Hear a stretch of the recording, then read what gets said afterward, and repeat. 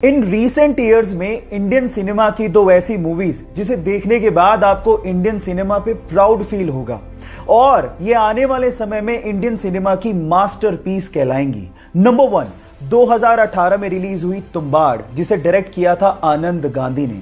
And number 2, 24 जून 2020 को यानी कि कल ही रिलीज हुई बुलबुल, जिसे देखने के बाद आपके रोंगटे खड़े हो जाएंगे, जिसे डायरेक्ट किया है अवनीता दत्ता ने और स्पेशली जिसमें तृप्ति दिमरी का काम देख के आप लोग हैरान रह जाओगे। अगर आप लोगों ने अभी तक भी ये मूवीज नहीं देखी हैं तो आप बहुत बड़ा ट्रेजर मिस कर रहे हो, और अगर देख ली हैं तो चैट सेक्शन में लिख के जरूर बताओ कि ये मूवीज आपको कैसे लगी।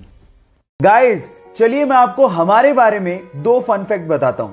फैक्ट नंबर 1, एक औसतन मनुष्य का अपनी ही कोहनी पे जीभ लगा पाना असंभव है।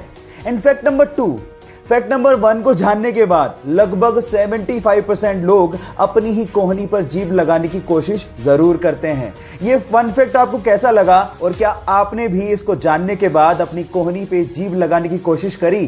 चैट सेक्शन में लिखना मत भूलिएगा।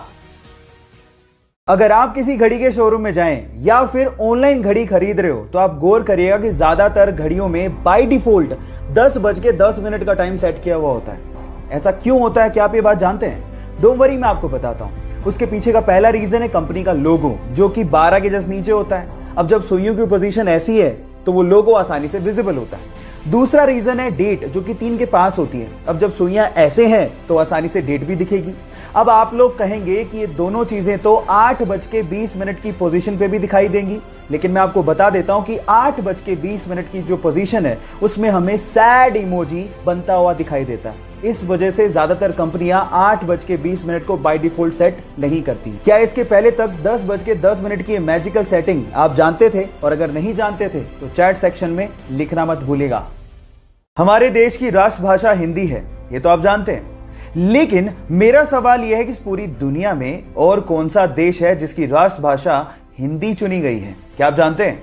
डोंट वरी, मैं आपको बताता हूं। वो देश है फिजी।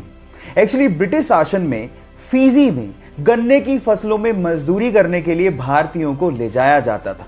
अब उन मजदूरों के वंशज, जिन्हें हम इंडो फिजियन भी कहते हैं, उनकी तादाद वहां पर 40% के करीब है और वो सभी के सभी हिंदी बोलते हैं। इसी वजह से वहां की भाषा हिंदी ही है।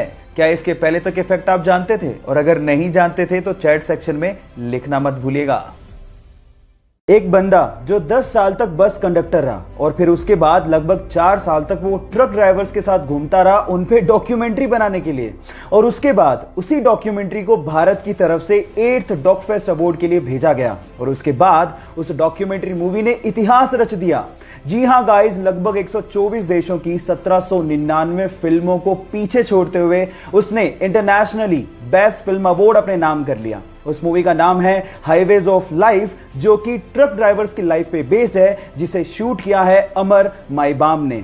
गाइस सच में गर्व होता है इंडियन टैलेंट पर। आपको ये जान के कैसा लगा? चैट सेक्शन में लिखना मत भूलिएगा। 15 अगस्त 1947 को हम लोग आजाद हुए थे और उसी दिन हम लोग अपना इंडिपेंडेंस डे मनाते हैं।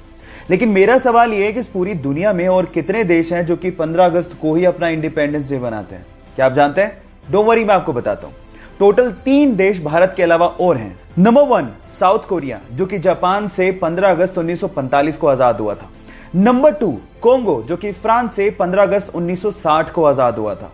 और नंबर 3, बहरीन, जो कि ब्रिटेन से 15 अगस्त 1971 को आजाद हुआ था। क्या इसके पहले तक इफेक्ट आप जानते थे? और अगर नहीं जानते थे तो चैट सेक्शन में लिखना मत भूलिएगा।